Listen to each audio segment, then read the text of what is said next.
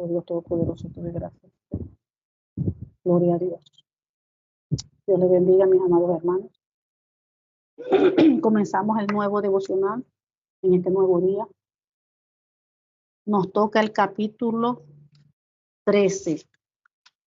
Capítulo 13 del libro de Éxodo. Capítulo 13 del libro de Éxodo. Padre, leemos tu palabra en el nombre del Señor Jesús. Amén. Dice, consagración de los primogénitos. Jehová habló a Moisés diciendo, conságrame todo primogénito, cualquiera que abre matriz entre los hijos de Israel, así de los hombres como de los animales, mío es. Allí está diciendo en el 2 que de todo aquel que es nacido, el primer nacido, tanto de las personas, de los humanos como de los animales, le pertenece a Dios. Dice el 3.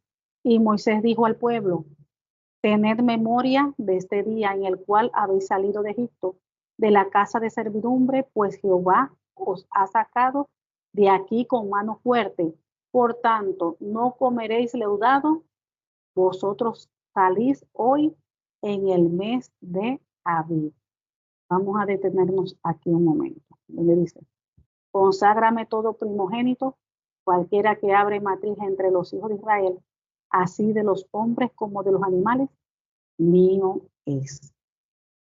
Vamos a hablar un poco aquí con respecto a la consagración. Es un punto importantísimo. Así que vamos a comenzar. Dice, ¿verdad? Allí en los tiempos bíblicos, al primogénito se le otorgaban varios derechos. Eso lo hemos hablado anteriormente. Se le otorgaban responsabilidades y privilegios. Al primer hijo varón de un matrimonio se le daba la prioridad en la familia, así como la mejor parte de la herencia. En la nación de Israel es identificada como el primogénito de Dios en la Biblia. Lo dice Éxodo 4:22, en Jeremías 31:9. Es decir, que Israel ocupaba un lugar especial de privilegio y bendición entre las naciones. El primogénito se convertía en el heredero principal de la familia. El derecho de la primogenitura implicaba una doble porción de la herencia familiar y el liderazgo de la familia si el padre quedaba incapacitado o estaba ausente por alguna razón. Eso lo vemos en Deuteronomio 21, versículo 17. Tras la muerte de su padre, el hijo mayor solía cuidar de su madre hasta su muerte y proveer a sus hermanas solteras. O sea que cuando faltaba el padre, el hijo asumía, el mayor, el primogénito, asumía esa responsabilidad. Por eso se le dejaba el doble de la herencia, porque él se tenía que hacer cargo de toda la familia. En el Antiguo Testamento, los primogénitos humanos y los animales eran considerados sagrados para Dios. Lo vemos en Génesis 4:4, en Éxodo 13:1-2. Después de que Dios liberó a Israel de la esclavitud en Egipto, ordenó al pueblo consagrar, como leímos ahorita, ordenó al pueblo consagrar al primer varón humano y al primer animal en él. Lo vemos ahí en Éxodo 22, capítulo 22 y versículos 29 y 30. La consagración era en memoria de la gran liberación de Dios. O sea, que eso se hacía para conmemorar la liberación del pueblo de Israel de Egipto. Y también para que sus hijos, los hijos de los israelitas, los hijos de Dios, para que sus hijos, los de Dios, los que había sacado de Egipto. Era como una señal para los hijos de Dios. Y una señal para que sus hijos, de que Dios los había sacado de allí de Egipto. Era una señal. Entonces, al comienzo de los años de Israel en el desierto, Dios tomó todos los varones de la tribu de Leví para servir en reemplazo de los primogénitos de las otras tribus, encomendando a los levitas la tarea de su tabernáculo. Eso lo vemos en el número 3. El número de los varones levitas no igualaba el número total de los primogénitos entre las tribus, por lo que, para compensar la diferencia, algunos de los primogénitos de las demás tribus fueron rescatados con una ofrenda financiera a los sacerdotes. Eso lo vemos en el número 3, versículo 46-48. Entonces, una vez que los israelitas se establecieron en Canaán, los primogénitos de todos los israelitas debían de ser redimidos como señal de que pertenecían a Dios. ¿Qué es redimido? Redimido es ser rescatando, pagando un precio. Entonces, ahí solo vemos en Éxodo 34-19, en Números 18, versículos 14 y 16. Entre los animales limpios, el primogénito varón debía ser sacrificado a Dios 8 días después de su nacimiento. Lo vemos en Éxodo 13, versículos 11 y 16. Los primogénitos de los animales impuros fueron redimidos mediante un pago financiero al templo, reemplazados en el altar de sacrificio por un animal limpio. Lo vemos en Éxodo 34:20. Estos actos simbólicos representaban la Pascua. En la última plaga contra Egipto, Dios pasó por alto a los primogénitos de Israel que estaban en sus casas con la sangre de un cordero como señal en sus puertas. Según lo había ordenado Dios, los primogénitos egipcios, incluyendo el ganado, fueron heridos de muerte. Eso lo vimos en Éxodo 11. 12, versículo 30. El primogénito podía vender sus derechos. Ahí vemos el caso, el ejemplo de Saúl con Jacob. Lo vemos en Génesis 25, versículo 29-30. Y ahí vemos también que los derechos del primogénito también podían ser perdidos, como fue el caso de Rubén, el primogénito de Jacob. En Génesis 49:3-4, recuerden que Rubén durmió con Bilha, la concubina de su padre. Eso está en Génesis 35:22. Entonces ese acto demostró el desprecio de su padre y de su familia. Jacob negó a Rubén la bendición de la primogenitura por ese pecado. En Génesis 49:4. Y Jacob también negó la bendición de la primogenitura a los dos siguientes hijos mayores de él, que fueron Simeón y Leví, debido a su violencia contra los siquemitas. Eso lo podemos leer en Génesis 49, capítulo 49, versículos 5-7, y en Génesis 34. Entonces ahora vemos que la importancia del primogénito o la importancia de la primogenitura en el Antiguo Testamento termina en la persona de nuestro Señor Jesucristo. En el Nuevo Testamento describe a Cristo como el primogénito. Recuerden que ahora en el Nuevo Testamento es el nuevo pacto. Antiguo Testamento, el antiguo pacto, y ahora estamos bajo el nuevo pacto. En el Nuevo Testamento describe a Jesucristo como el primogénito en varias ocasiones. En un sentido terrenal, Jesús es el primer hijo de María. Lo vemos en Lucas 2:7. Y fue consagrado según la ley. En Lucas 2:22-24. Espiritualmente, Jesús es el primogénito entre muchos hermanos en el cuerpo de Cristo, como lo vemos en Romanos 8:29. Y en Colosenses 1:15, el apóstol Pablo escribe: Él es la imagen del Dios invisible, el primogénito de toda la creación. Vemos que en el libro de los Hebreos, Cristo es el heredero de todo. Escuchen bien. Cristo es el heredero de todo. En Hebreos 1:2. Y el primogénito en el mundo de Dios. En Hebreos 1:6, así como el hijo primogénito es la cabeza de su familia terrenal, después de su padre, Jesucristo es la cabeza del cuerpo de Cristo, de la iglesia. La iglesia, después de Dios Padre. Lo vemos en Efesios 1:20-23. Colosenses 1:18 y en Hebreos 2, del 10 al 12. Así como el hijo primogénito recibe la mayor herencia de su padre, Jesucristo recibe el mundo como su herencia. Dios le dice a su hijo: pídeme y te daré por herencia las naciones y como posesión tuya los confines de la tierra. Lo vemos en Salmo 2:8. El Hijo de Dios ha existido por toda la eternidad junto con el Padre y el Espíritu Santo. Lo vemos en Juan 1:1-3. Él asumió la carne humana para poder convertirse en nuestro Salvador y servir como mediador entre la humanidad y Dios. Lo vemos en 1 Timoteo 2:5. Cuando la Escritura se refiere a Cristo como el primogénito, el mensaje es la supremacía, la soberanía y la prioridad de Cristo, que se extiende sobre todas las cosas y sobre todos los demás seres. Al pagar por nuestros pecados, el Señor Jesucristo sufrió la muerte, pero también se convirtió en el primogénito de los muertos. Lo vemos en Apocalipsis 1:5. Es decir, Él consiguió la muerte por la gracia de Dios a través de la fe de Jesús. Nosotros también podemos recibir la vida eterna. Lo vemos en Efesios 2, del 1 al 10. Y en Juan, capítulo 3, versículos 16-18. A través de su muerte y resurrección, Jesús es las primicias que garantizan la futura resurrección y la vida eterna de muchos otros hijos e hijas de Dios. En 1 Corintios 15, 20-23.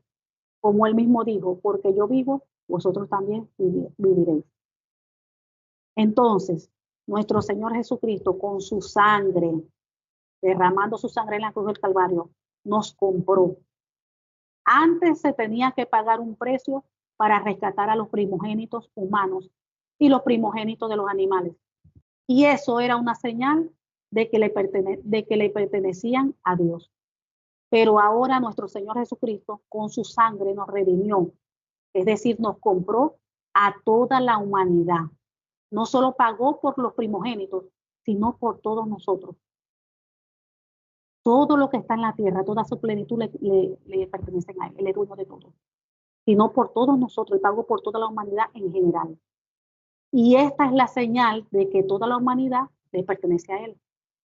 Antes el primogénito heredaba la mayor parte de la herencia y tenía privilegios. Ahora todos nosotros, no solo el privilegio como antes, no solo el primogénito como antes, sino todos por medio de nuestro Señor Jesucristo, que somos hijos de Dios, por medio del Señor Jesús. Somos hijos de Dios. Aparte que también somos herederos de Dios, de nuestro Padre, y coherederos con el Señor Jesucristo. O sea que todo esto de la primogenitura, como antes se dijo, terminó todo en la persona de Jesucristo. Porque ahora estamos en un nuevo pacto. Un nuevo pacto. Y ya Dios no hace acepción de personas. Y ya Dios no, ya eso del primogénito y todas esas cosas, ya no. Ya eso cambió por nuestro Señor Jesucristo. Ahora Él, la bendición está sobre todos nosotros, todos en general, por medio de Jesús, por medio del Señor Jesús.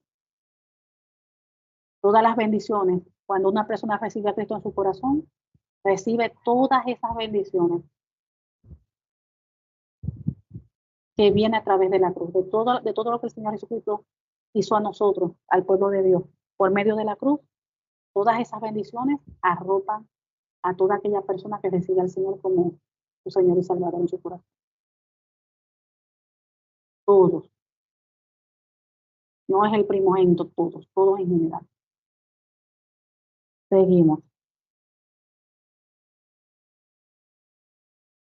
Y dice en el 4, vosotros salís hoy en el mes de Abib. Vamos a ver qué dice allí del mes de Abib. En el mes de Abib, según la Biblia, ¿verdad? El mes de Abib, en su etimología, es Abib. Voz hebrea que significa primavera.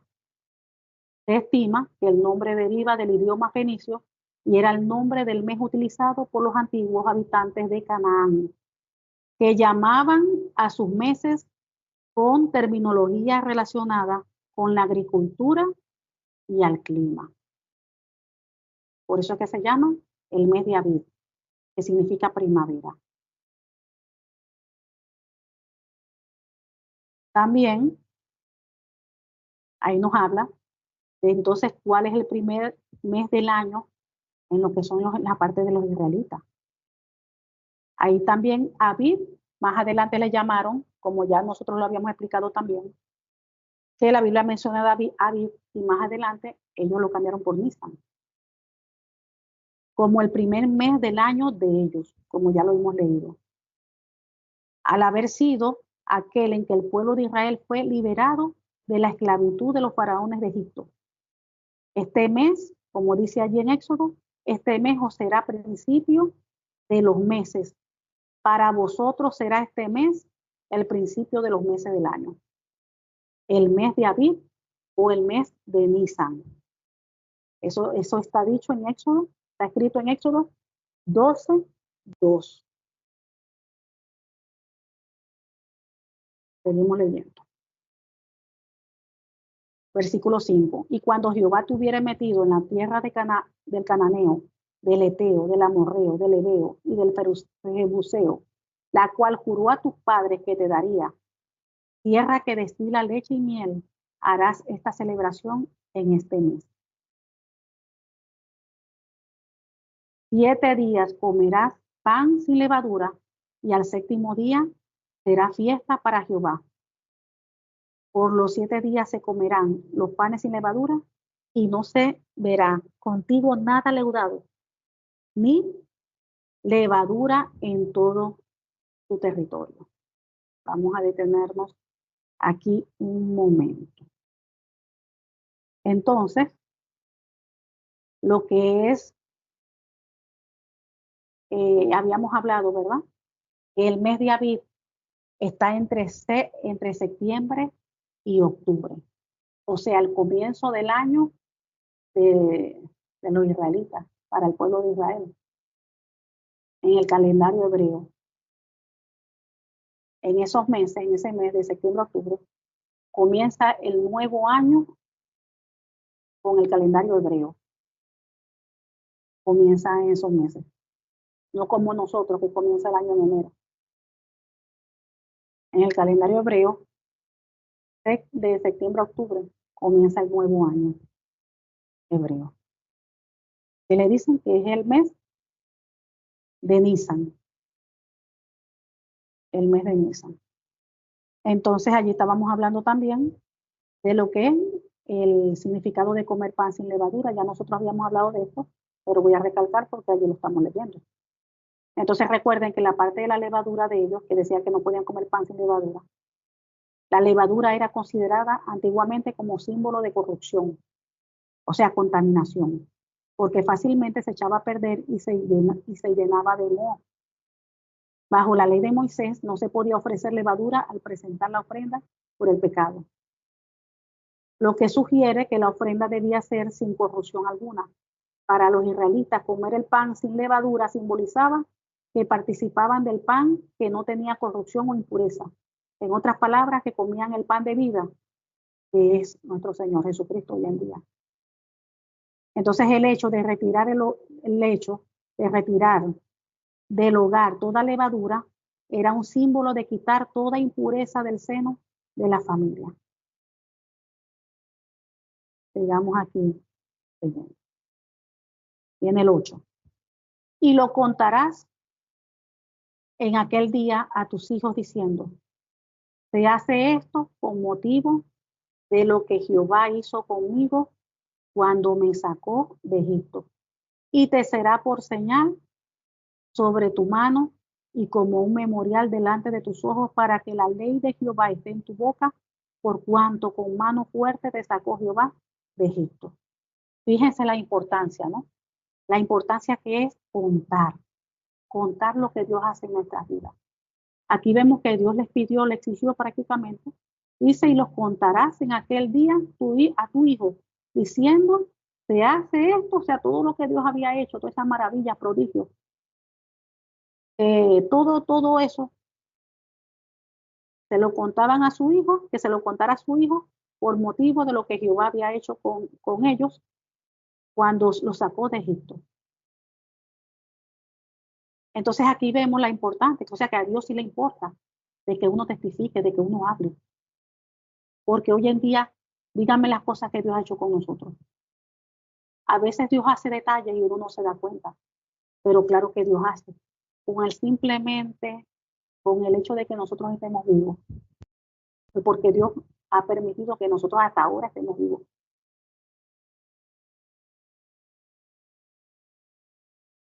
Hay muchas personas que no tienen brazos, no tienen pies, nace sin ellos, y nosotros estamos aquí completos.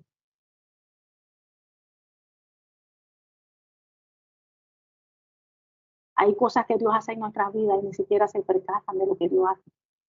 Entonces sí hay muchas cosas para agradecer a Dios, sí hay cosas para testificar de Dios. Sí hay milagros que Dios ha hecho en nuestras vidas. Cuando uno en oración clama a Él y Dios da respuesta, eso es una manifestación del poder de Dios, de las maravillas de Dios. Entonces vemos que sí es importante de que nosotros le estemos contando las cosas a los hijos y después los hijos le cuenten a los nietos. Uno no puede ver insignificante las cosas que Dios hace en nosotros. Cualquier detalle que Dios hace en nosotros es algo para proclamarlo, es algo para decirlo, y nosotros tenemos que siempre glorificar el nombre de Dios contando lo que Dios hace. Que yo me iba a graduar y no tenía el dinero, y de repente, ¡pum!, el dinero salió, me llamaron, mi hermana, tome esto, aquello. Eso es un milagro de Dios, una provisión.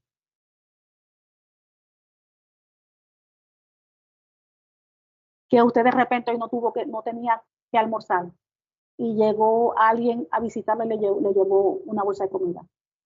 ¿Quién cree que hizo eso? El Señor. Entonces sí tenemos para nosotros contar las maravillas que Dios ha hecho en nosotros, así como lo hizo con el pueblo de Israel. Y no solamente a los hijos, a los nietos, a todo el mundo, a los vecinos, a todo el mundo. Donde nosotros estemos, nosotros siempre tenemos que contar, glorificar el nombre de Cristo. Contar las maravillas que Dios ha hecho. Dios se agrada de eso. Dios se agrada. Porque aquí se los estaba pidiendo Dios a ellos.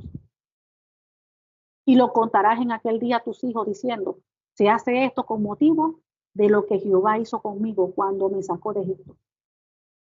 Y te será como una señal sobre tu mano y como un memorial delante de tus ojos para que la ley de Jehová esté en tu boca.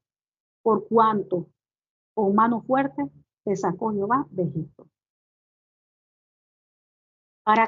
¿Por qué hacían esto también? ¿Por qué Dios les pedía eso? Para que nunca se olvidaran de Dios, para que nunca se olvidaran de lo que Dios había hecho por ellos. Y hoy en día esto no lo practicamos. Y crecen los hijos y ni siquiera saben de que de repente un día recibió un milagro la madre, que Dios la sanó de algo y el hijo ni sabía. Y los hijos crecen y ni saben nada de los milagros que Dios ha hecho en su padre, en su madre, en su casa. ¿Por qué? Porque no los cuentan, porque no los dicen. Y los nietos menos. Entonces nosotros tenemos que meditar en eso. Nosotros tenemos que ser diligentes en eso. Y dice el 12, 10, versículo 10, perdón. Por tanto, tú guardarás este rito en su tiempo cada año.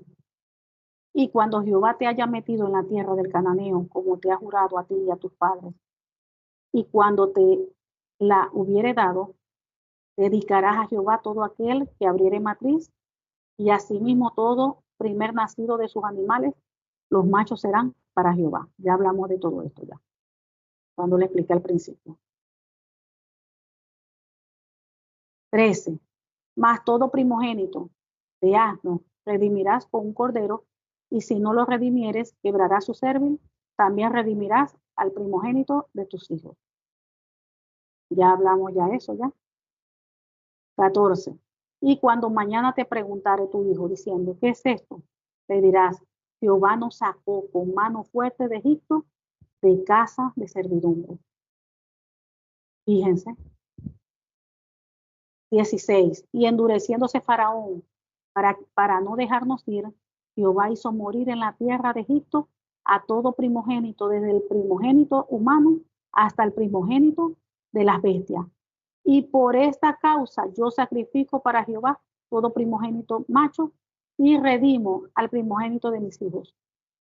Te será pues como una señal sobre tu mano y por un memorial delante de tus ojos, por cuanto Jehová nos sacó de Egipto con mano fuerte.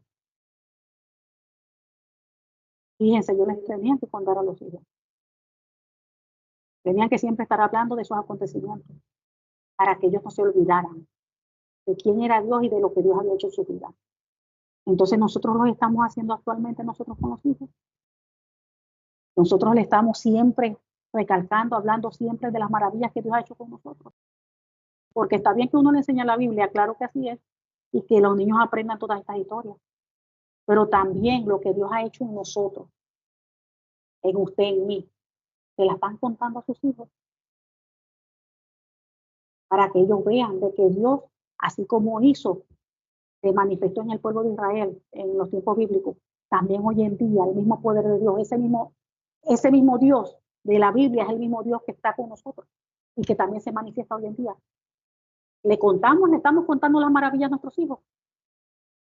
Lo que Dios hace, nuestras sanidades, cualquier detalle, todo lo que Dios hace en nosotros, no importa, hasta por lo más sencillo que uno pueda ver.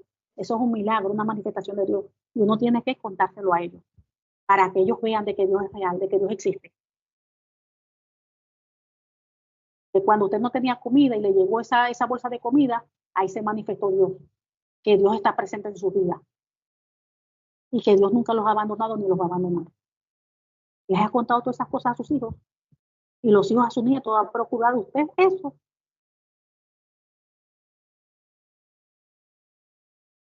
Seguimos, versículo 17.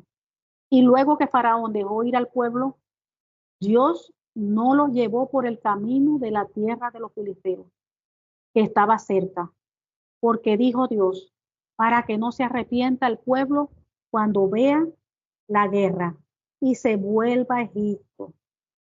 Mas hizo Dios que el pueblo rodeara por el camino del desierto del Mar Rojo y subieron los hijos de Israel de Egipto armados.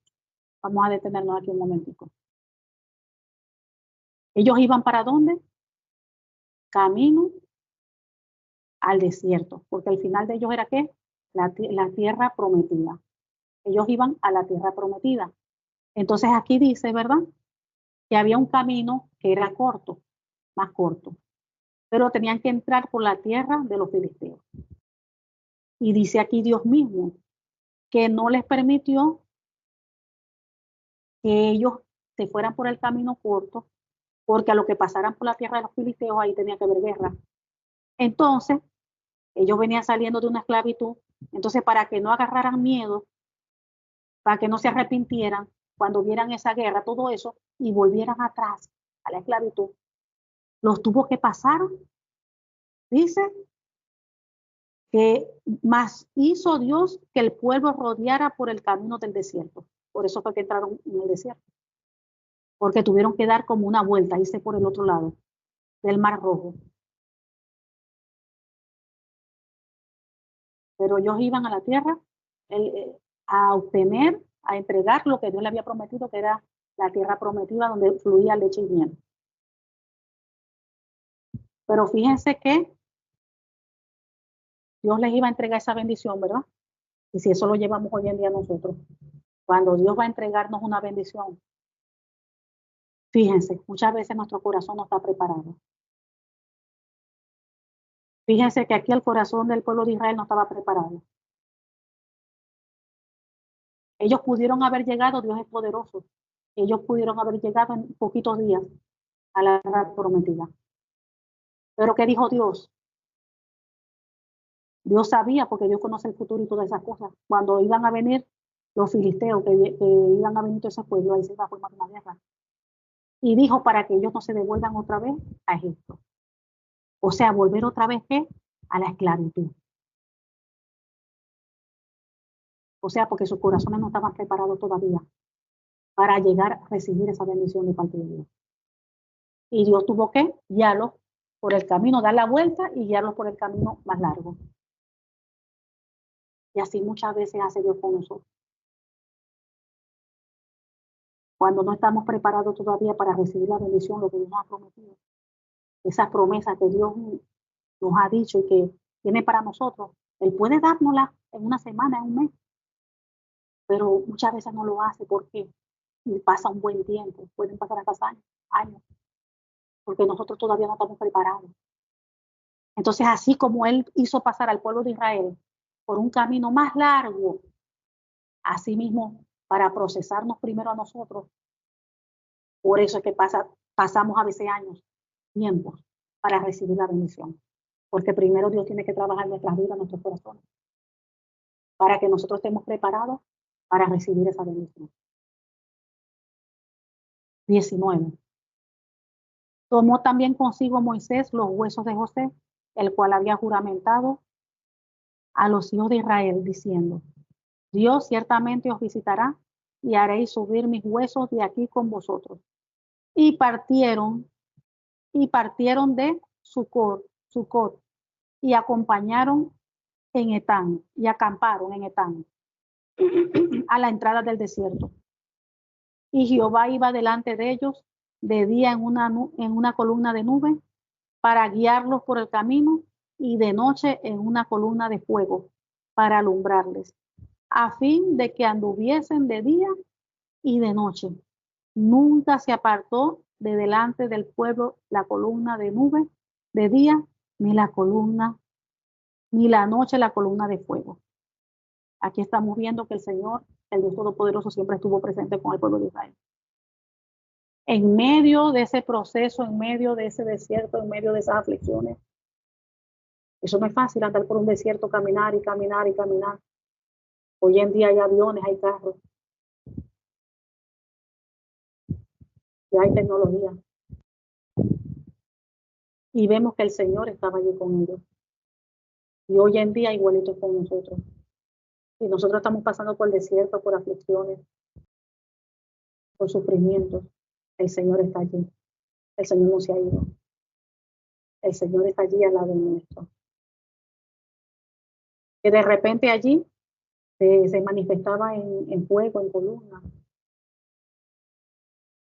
Y aunque nosotros hoy presentes de repente no lo veamos así como antes, pero nosotros tenemos que tener esa fe de creer de que Él está allí.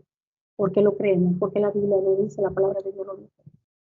Él estará con nosotros hasta que Él venga. Él estará con nosotros, que Él no nos abandona ni nos deja. Él guarda a sus hijos. Y nosotros tenemos que confiar más en la palabra del Señor, confiar en lo que Él dice en su palabra. La Biblia, lo que está escrito allí es la boca de Dios. Todo lo que allí está escrito es la palabra del Señor, es Dios mismo. Y nosotros tenemos que creer, no importa lo que veamos con nuestros ojos naturales, tenemos que creer en lo que dice la palabra. El Señor no nos va a dejar ni nos va a abandonar, Él está con nosotros hasta el fin del mundo, hasta que Él venga. Él está con nosotros. Padre amado, te damos gracias.